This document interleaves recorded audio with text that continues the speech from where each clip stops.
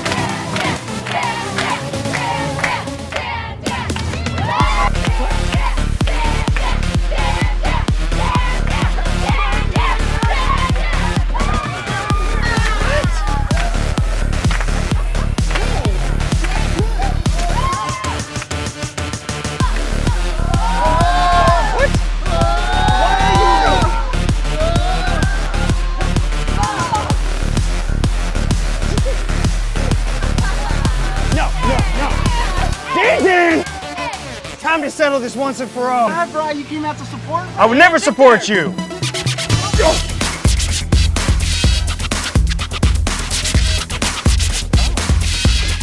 That's really good. Oh snap, is that the wavy dragon? What? Oh, that was so great, man. Robert? Hey, Brian, you ready for this week's challenge? I don't know. This week, I want you to throw down with Diaz's flail. Oh, cool. But can that weapon smoke? I don't think it's old enough. What? No, like fog. Oh. I want fog to come out of that weapon, Yeah. just like in the game. That makes a lot more sense, yeah. If you're better than me, forget about the flail. Take the week off. Okay, yeah, game on. Do this.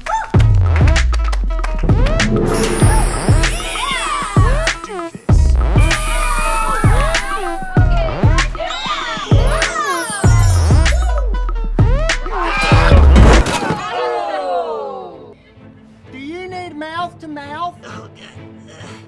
It's a yes.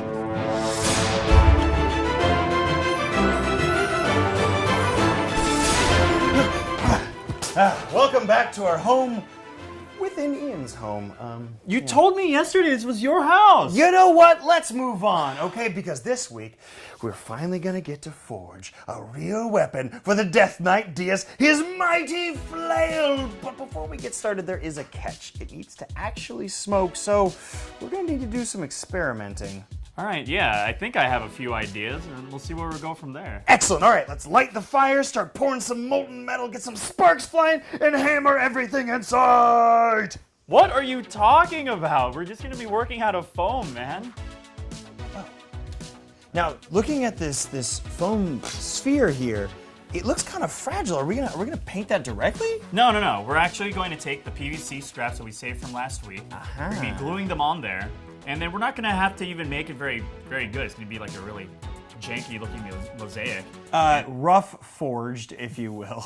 From there, though, those gaps, we're gonna fill that in with the auto body filler from last week. And then from here, the last part is we're gonna use the stick end of this flail that I bought online, super cheap. Terrifying. Yeah, it's terrifying. We're gonna be using that as our base for holding the actual weapon, because we actually need this to be strong.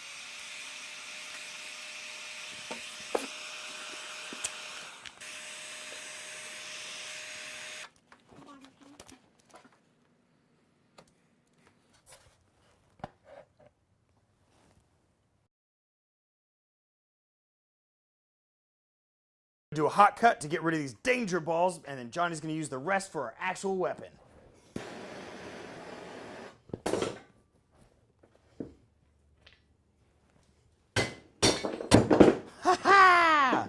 Oh, hey, Johnny, look.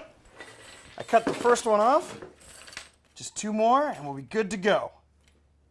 You know, you could just use the pliers, right? Oh. Well, that's not as fun. All right, so now that we got the murder bits off of that cheap flail that I got, now for the handle, we're going to start cutting off the string off here, and then we're going to be putting on PVC foam for the pommel and the rest of the handle. Awesome. Oh, to really build it up and give it shape without making it crazy heavy. Exactly.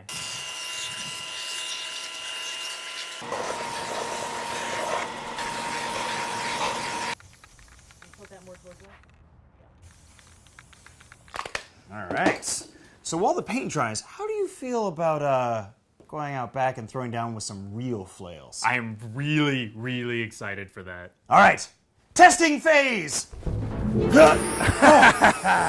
Welcome to the testing space. I have collected quite a few delectable instruments for us to test. Holy flails, were these real?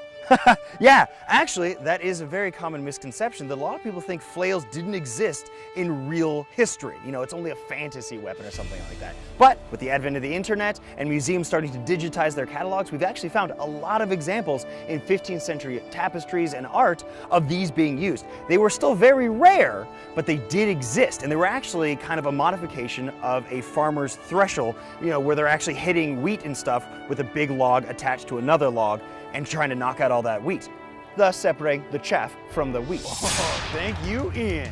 All right. Hey, go grab his toaster. All right, I'll go get it. Yeah.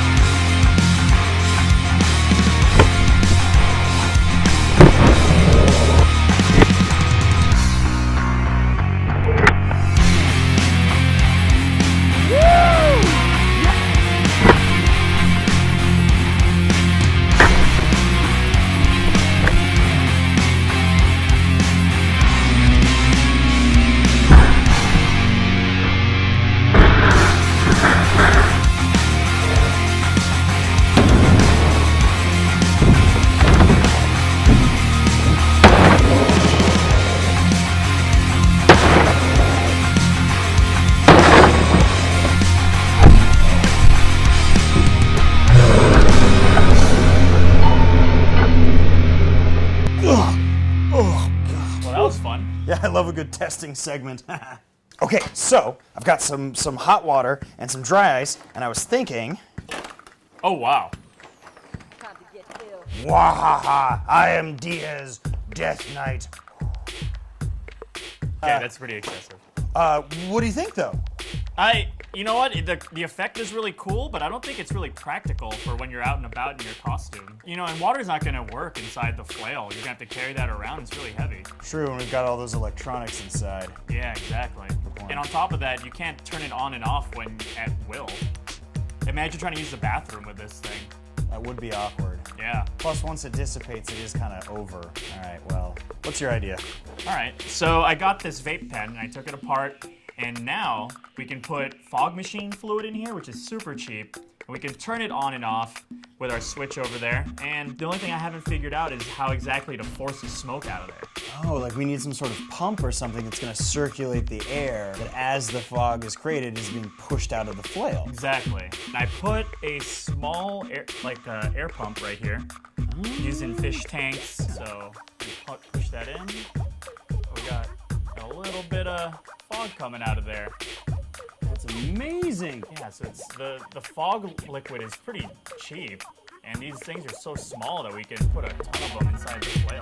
Awesome. And the funny thing is it really does still look like a dry ice effect, but it's controllable with a switch, and so that way you can save it for when it really counts. Exactly.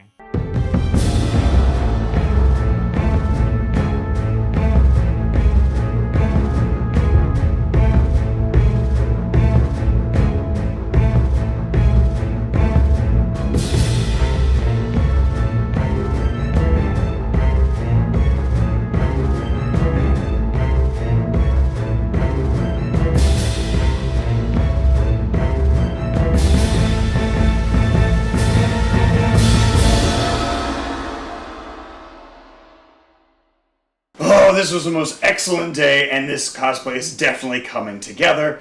Although I'm afraid that we probably won't be able to take the smoke effect to the convention, right? Probably not. They don't really look at very kindly on that. Yeah. What the? What do we do?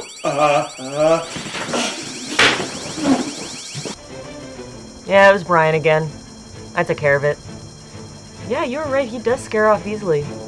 How's Cabo?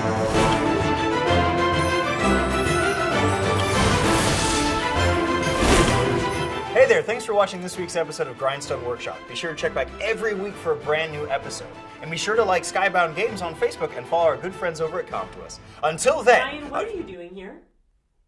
We were just finishing up. Go.